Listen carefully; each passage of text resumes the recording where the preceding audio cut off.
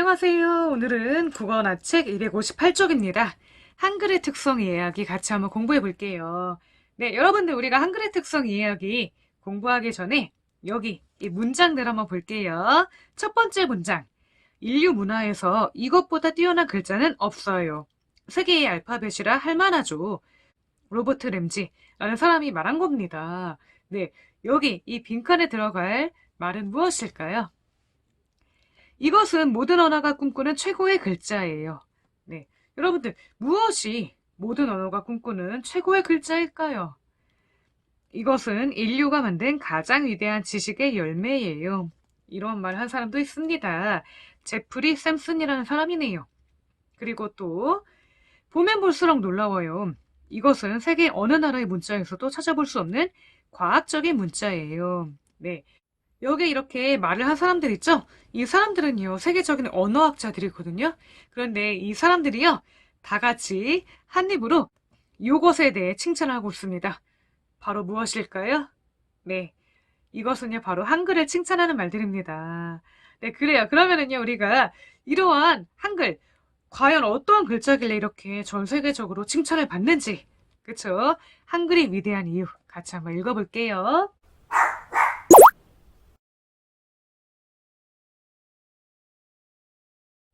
네, 이렇게 우리가 한글이 위대한 이유 같이 한번 읽어봤는데요. 그러면 내용 파악 해볼게요. 먼저 이 글을 문단별로 한번 살펴볼게요. 이 지구상에는 많은 언어가 있으나 현재 사용하고 있는 문자의 종류는 약 50개밖에 안 된다. 여러분들 이거 이해 가나요?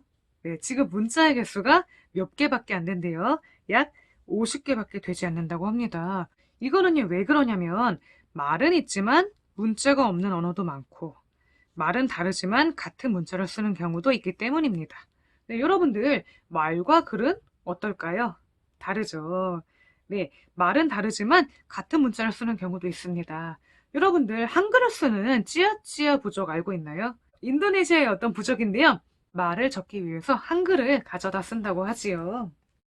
이렇게 언어는 다양하지만 문자는 별로 없습니다. 약 50여 개밖에 되지가 않습니다.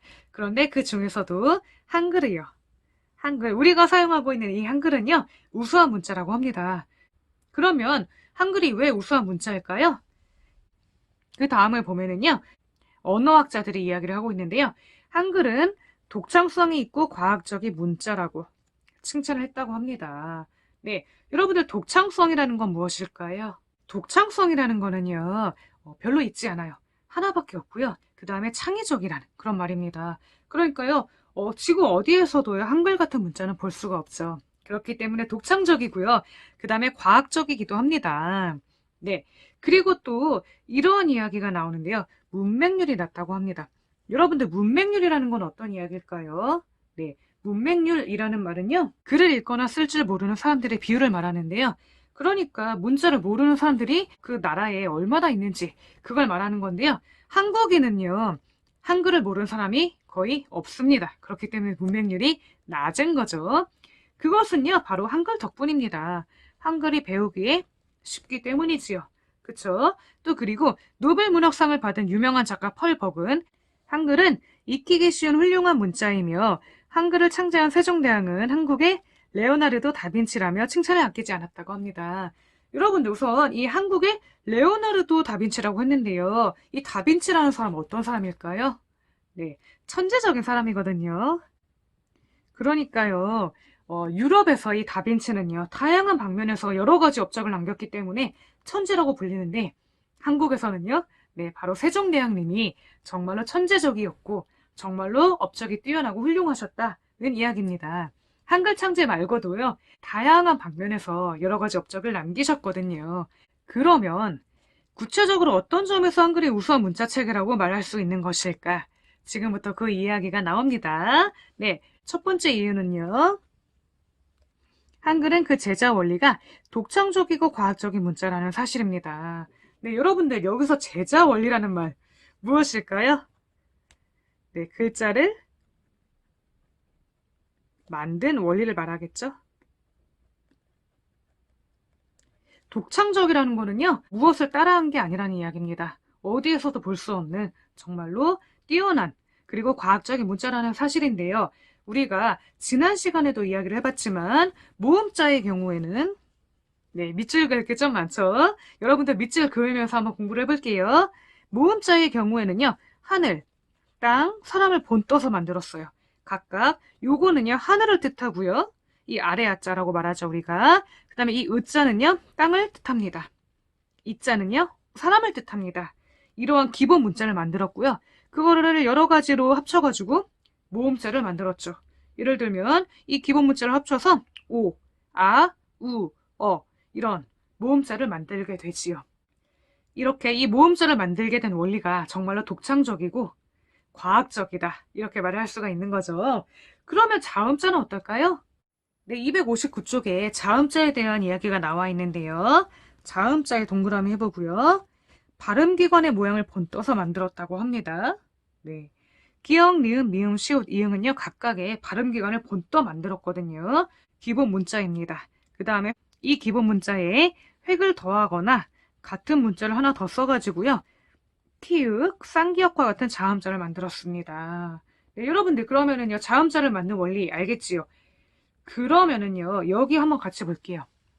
이 그림을 보면은요. 이 원리를 우리가 조금 더 쉽게 이해할 수가 있는데요. 우선 기본자가 이렇게 됩니다. 이 기역은요. 어떠한 발음 기관을 본떠서 만들었냐면은요. 혓뿌리 모양입니다. 이 기역은요. 혓뿌리가 목구멍을 막는 모양을 본떠서 만들었어요. 그러면은요. 이 니은자 어떠한 발음 기관을 본떠서 만들었을까요? 네, 요거는요. 혀가 윗 잇몸에 닿는 모양입니다. 그 다음으로 이 미음은요. 어떤 모양을 본떠서 만들었냐면요. 그냥 입 모양입니다. 그래서 입술 소리라고도 하지요. 그 다음으로 이 시옷은요. 이의 모양입니다. 네, 이렇게 시옷은 이 모양을 본떠 만들었다고 하고요. 마지막으로 이응은요. 목구멍의 모양이라고 합니다. 네, 이렇게 각각 발음을 내는 그 발음 기관의 모양을 본떠 만들어진 글자인데요. 이 기역에다가 획 하나를 더하면 키읔이 되지요. 그쵸? 니은에다가 여기 위에 더했더니 디귿이 되고, 그쵸? 여기에다가 이렇게 더했더니 티읕이 되고, 이렇게 기본 문자에서 확장이 되어져가는 원리가 있지요. 네, 문자가 이런 식으로 이런 원리를 통해 만들어졌다는 거 정말로 과학적이고 독창적이라고 볼 수가 있지 않을까요? 네, 그 다음에 두 번째 이유, 한글이 위대한 두 번째 이유도 볼게요. 여기 위에 나와 있는데요. 둘째, 한글은 적은 수의 문자로 많은 소리를 적을 수 있는 음소 문자라고 합니다. 여러분들 그런데 여기 조금 어려운 말들 많죠. 여기 이 음소 문자라는 거, 한 글자가 한 낯소리를 표시하는 글자를 말합니다. 네, 약간 어렵긴 한데요. 이렇게 한 글자가 한 낯소리를 표시하기 때문에요. 이 음소 문자의 장점이라고 볼 수 있는 거는요. 적은 숫자의 문자로도 많은 소리들을 표시할 수 있다는 점이죠. 여러분들 그런데 우리가 지난 시간에 배울 때요. 세종대왕이 28개 만들었다고 하지 않았나요? 네, 그래요. 지금은 근데 그 중에 몇 가지가 없어지고 29자를 우리가 쓰고 있지요. 네, 여러분들 그러면 없어진 글자에 뭐가 있을까요? 네, 처음 훈민정음을 만들었을 때는요. 요런 아래아자가 있었고요. 지금은 없어졌죠. 그 다음에 요런 이응자가 있었대요. 요거를 우리가 옛 이응이라고 부르고요. 그 다음에 요런 글자도 있었다고 합니다. 그리고 요런 글자도 있었다고 하는데요. 지금 이러한 소리는요. 우리가 많이 쓰지 않기 때문에 글자들이 사라졌지요. 그래서 지금은 29자로만 사용을 하고 있습니다. 그러면 넘어가서 260쪽 한번 볼게요. 이렇게 우리가 24개의 문자로도요. 한글은 사람의 입에서 나오는 대부분의 소리를 효과적으로 적을 수가 있다고 합니다. 그러니까 얼마나 여러분들 경제적이에요. 그쵸? 이건 우리가 경제적이라고 말을 할 수가 있을 것 같은데요. 여러분들 대표적으로 한문 있죠? 한문 몇 글자 있어요?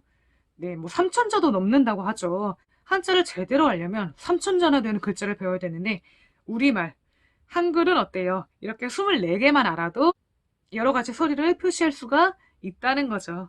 네. 그 다음으로 셋째. 한글은 쉽고 빨리 배울 수 있는 문자입니다. 네, 여러분들 요거 동의하나요? 네, 아마 여러분들 다 쉽고 빠르게 배웠을 거예요. 네, 그래서 훈민정음 해례본에 보면은요, 한글을 똑똑한 사람은 하루면 깨우칠 수 있고, 아무리 늦어도 열흘이면 다 깨우칠 수 있다. 뭐 이런 말이 나오기도 하거든요. 그만큼 쉽고 빨리 배울 수 있는 문자라고 하는 거죠. 네, 영어 알파벳이 26자지만 소문자, 대문자, 인쇄체, 필기체 이런 거 다 알려면 100개가 넘고요. 지금 현재 중국어에서 사용하는 문자는 약 3,500자래요. 어머나, 이거를 다 공부를 해야 되네요. 일본의 가나 문자 역시 모든 문자를 따로 익혀야 하기 때문에 조금 불편한데, 그런 반면에 한글은 일정한 원리에 따라 만들어졌기 때문에 기본이 되는 자음자 5개, 모음자 3개만 익히면 다른 문자도 쉽게 익힐 수가 있어 문자를 배우는 데 드는 시간이 놀랄 만큼 절약된다고 합니다. 네, 물론 여러분들 한글이 그렇게 배우기 쉽지 않을 수도 있어요. 어렸을 때 배우려면은. 하지만 다른 문자보단 쉬운 게 확실합니다. 그쵸? 여기 한번 볼게요. 한글의 자음자는 기역, 니은, 미음, 시옷, 이응 등과 같이 기본 문자를 바탕으로 새로운 문자를 만들어 그것들이 서로 연관 있는 소리임을 미로 짐작할 수 있어요. 기본 자음자에 획을 더 그으면 거센 소리자가 됩니다. 여러분들 이 거센 소리자라는 거 예를 들면 뭐가 있을까요? 기역에 획을 더 그은 거 키읔이 있고요. 그 다음에 디귿에 더한 거 티읕이 있고요. 그 다음에 지읒에 획을 더하면 치읓이 되거든요. 요런 것들. 그 다음에 비읍에 더한 거 피읍. 요런 것들이요. 거센 소리자가 됩니다. 그리고 된 소리자 겹쳐 쓰는 걸 말하는데요. 뭐가 있을까요? 겹쳐 쓴 거. 기역을 겹쳐 쓰면 네, 쌍기역. 그 다음에 디귿을 겹쳐 쓰면 쌍디귿. 시옷을 겹쳐 쓰면 쌍시옷. 지읒을 겹쳐 쓰면 쌍지읒. 비읍이 빠졌네요. 쌍비읍. 네, 이렇게. 이런 것들이 된 소리자입니다. 그러니까 여러분들 이렇게 거센 소리자나 된 소리자는요. 기본 문자 있죠. 이런 것들. 이런 것들에 획을 더하거나 겹쳐 썼기 때문에 우리가 어떤 소리인지 미루어 짐작할 수 있다는 거죠. 그리고 한 가지 더 한글의 모음자에 대한 이야기입니다. 한글의 모음자는 소리의 변화가 없이 한 문자가 한 소리만 나타낸다고 합니다. 네, 여러분들 요거는 또 무슨 이야기일까요? 네, 당연한 소리기도 하지만 우리 한글은요. 한 문자가 한 소리만 나타내요. 예를 들어 아라는 글자가 있다면 모음자가 있다면 여러분들 요거는 아로 소리가 나나요? 아니면 어로 소리가 나나요? 에로 소리가 나나요? 네, 아로 소리가 나죠. 더 이상 바뀌지 않고요. 이 아라는 그 한 소리 밖에 나타내지 않습니다. 하지만 이 영어의 A는 어때요? 네, 어떤 경우에는요, 에 소리가 나기도 하고요. 어떤 경우에는요, 아 소리가 나기도 합니다. 여러분들 우선 뭐 애플 한다면 이 A는 에 소리가 나죠. 그쵸? 그런데 여러분들 뭐 미술을 나타내는 아트라는 말이 있다면 어때요? 이때 이 A는 아 소리가 나죠. 그러니까 이 A라는 게 어떠한 소리를 나타내는지 확실하지가 않아요. 이럴 때 바뀌고 저럴 때 바뀝니다. 그렇기 때문에 이제 발음법을 배우는데 정말 어려운데 한글은 그럴 염려가 없다. 그래가지고 이렇게 이야기를 하죠. 한글이 배우기 쉽고 과학적인 까닭에 세계 언어학자들은 한글을 알파벳의 꿈이라고 표현한다고 합니다. 네, 여러분들 한글이 얼마나 과학적이고 훌륭한 글자인지 알 것 같나요? 마지막으로 넷째 볼게요. 한글이 위대한 이유. 마지막입니다. 넷째, 한글은 컴퓨터, 휴대전화 등 기계화에 적합한 문자라고 합니다. 여러분들 우리가 이제 그냥 글씨만 쓰지 않고 컴퓨터 자판 같은 걸 치잖아요. 그럴 때 이렇게 디지털 문자로서 탁월한 문자가 또 한글이라고 합니다. 여기 이러한 예시도 있네요. 휴대전화로 문자를 보낼 때 한글로는 5초면 되는 거를요. 중국어나 일본어로는 35초 이렇게나 걸려서 보내야 된다고 합니다. 그러니까 여러분들 얼마나 좋은 글자예요. 그쵸? 한글 정말 좋은 글자죠. 이 로버트 램지라는 언어학자는요. 한글은 소리와 문자가 서로 체계적인 연관성을 지닌 과학적인 문자라고 하면서 한글 창제는 그 어느 문자에서도 찾아볼 수 없는 위대한 성취라고 했다고 합니다. 네, 이렇듯 한글의 우수성은요. 널리 외국에도 알려져 있고 한글을 배우고자 하는 외국인의 수도 늘어나고 있다고 합니다. 네, 여러분 좀 길었죠? 이 한글이 위대한 이유라는 글 우리가 자세하게 살펴보았는데요. 그러면은요, 여기 2번. 261쪽에 2번입니다. 요거 여러분들이 한번 이 글을 찬찬히 읽으면서 여기 이 물음에 한번 답해 볼게요. 그리고 나서 한번 만나볼게요.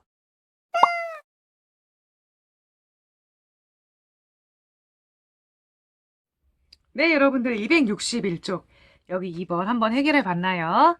그러면 같이 한번 볼게요. 먼저 1번입니다. 자음자와 모음자의 기본 문자는 무엇을 본떠 만들었나요? 네, 여러분들 먼저 자음자 무엇을 본떠 만들었죠? 네, 발음기관의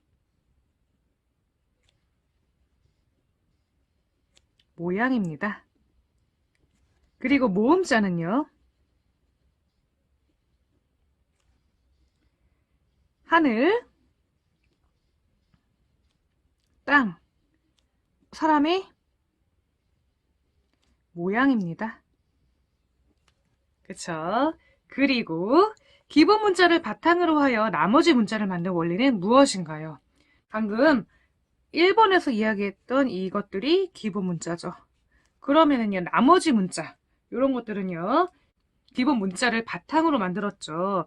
이것도 자음자와 모음자를 우리가 나누어서 생각해 볼 수가 있을 텐데요. 먼저 자음자는요, 기본 문자는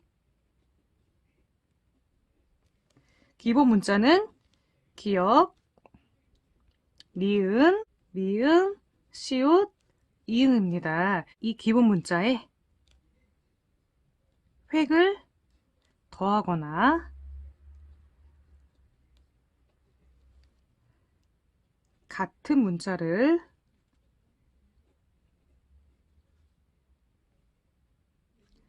하나 더 썼습니다. 그쵸? 그 다음에 모음자는 어땠나요? 기본 문자가 세 가지가 있었죠. 그쵸? 기본 문자 요렇게 아래 야자, 으자, 이자를요 서로 합쳐서 썼습니다. 그쵸? 네, 그 다음으로 3번입니다. 한글을 쉽게 익힐 수 있는 까닭은 무엇인가요? 네, 여러분들 이거는요 두 가지로 살펴보면 좋을 것 같은데요. 네, 먼저 이 한글은요 일정한 원리에 따라 만들어졌다는 것. 그렇기 때문에 우리가 쉽게 익힐 수 있다고 했죠. 그 다음에 한 가지 더. 한글의 모음자는 소리의 변화가 없이 한 문자가 한 소리만 나타낸다는 것. 이 두 가지를 적으면 될 것 같아요. 네, 여러분 이렇게 한번 적어보았는데요. 한글은 일정한 원리에 따라 만들어졌기 때문에 기본이 되는 자음자 5개, 모음자 3개만 익히면 다른 문자도 쉽게 익힐 수 있기 때문입니다. 그쵸? 그 다음으로요. 한글의 모음자는 소리의 변화가 없이 한 문자가 한 소리만 나타내기 때문입니다. 이런 식으로 한번 여러분들이 적으면 좋을 것 같습니다. 네, 그래요. 그러면은요. 262쪽 넘어가 볼게요. 네, 262쪽입니다. 문자의 형태와 관계 있는 발음기관의 모양을 찾아 선으로 이어보세요. 그랬거든요. 네, 그럼 우리 같이 한번 볼게요. 먼저 이 기역이라는 글자는요. 혀뿌리가 목구멍을 막는 모양을 본떠 만들었습니다. 여기 이 부분을 본따 기역을 만들었죠. 다음으로 니은자 볼게요. 이 니은자 보면은요. 여기 혀가 어디에 닿고 있죠? 네, 여기 잇몸에, 위에 있는 잇몸에 닿고 있죠. 그러니까 혀가 윗 잇몸에 닿는 모양이 되겠네요. 한번 그어볼게요. 요렇게. 그 다음에요. 이 미음은요. 네, 이렇게 입모양을 본따 만들었습니다. 그러니까 요렇게 이으면 되겠고요. 그 다음으로 이 시옷입니다. 이 시옷은요. 네, 여기 이 부분인데요. 여러분들 요거 보니까요. 이 시옷은요. 이의 모양을 본떠서 이렇게 만든 거래요. 그래서 여기 맨 위에 있는 이 모양 이렇게 이으면 될 것 같습니다. 마지막으로 요거 이응은요. 목구멍의 모양을 이렇게 본따 만들었다고 합니다. 네, 여러분들 요거 한번 이렇게 확인을 해보고요. 그 다음으로 한글이 어떤 특성을 지니고 있는지 친구들과 이야기해보세요. 그랬거든요. 여러분들, 그러면은요, 우리가 지금까지 이야기했던 한글의 우수성들 한번 이야기를 해볼까요? 먼저 이 친구가 이야기하는 거 볼게요. 누구나 쉽게 배울 수 있어. 한글을 맞는 원리를 익히면 외국인도 몇 시간 만에 문자를 읽을 수 있다는 말을 들은 적이 있어. 네, 그래요. 외국인조차도 아주 쉽게 익힐 수 있는 문자입니다. 그리고 또 어떤 점이 좋을까요? 네, 한글은 독창적이고 과학적이라는 거 여러분들 꼭 기억해야 되겠죠. 한번 적어볼게요. 한글은 독창적이고 과학적인 원리로 만들어졌어. 여러분들, 이 말은요, 꼭 알아두길 바랍니다. 기억을 꼭 하고요. 또 어떤 특성이 있을까요? 네, 한글은요, 또 한 가지. 디지털 문자로서도 탁월하다고 했거든요. 그쵸? 그 점 한번 적어볼게요. 네, 이렇게 한번 적어보았습니다. 한글의 창제 원리를 이용하여 컴퓨터 자판이나 휴대전화에서 쉽고 빠르게 입력할 수 있어. 네, 여러분들 이러한 점도 정말 훌륭한 점이죠. 네, 그러면은요, 우리 263쪽 한번 볼게요. 한글이 지닌 특성을 알리는 활동을 해봅시다. 그랬거든요. 먼저 여러분들 어떤 특성을 알리면 좋을까요? 네, 여기에서는요, 나는 한글이 정보화 시대에 디지털 문자로서 탁월한 문자라는 점을 알리고 싶어. 이렇게 이야기를 합니다. 또 어떠한 점 알리면 좋을까요?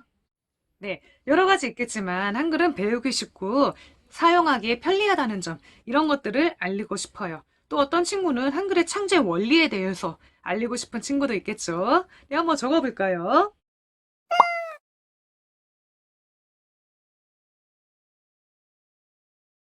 네, 두 가지 한번 적어보았는데요.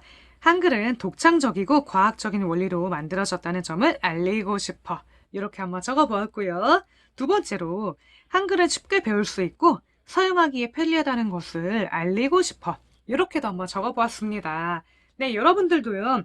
내가 생각하는 한글의 우수성 한번 생각을 해본 다음에 여기 이렇게 한번 적어보고요. 여기 2번입니다.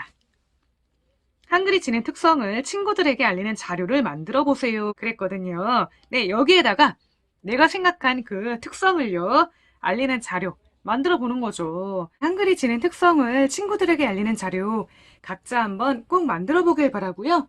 이번 시간은 여기에서 마칠게요. 다음 시간에는요, 264쪽입니다. 한글을 소중히 여기는 마음 지니기 같이 한번 공부해 볼게요. 네, 그래요. 그러면은 우리 다음 시간에 만나요. 안녕.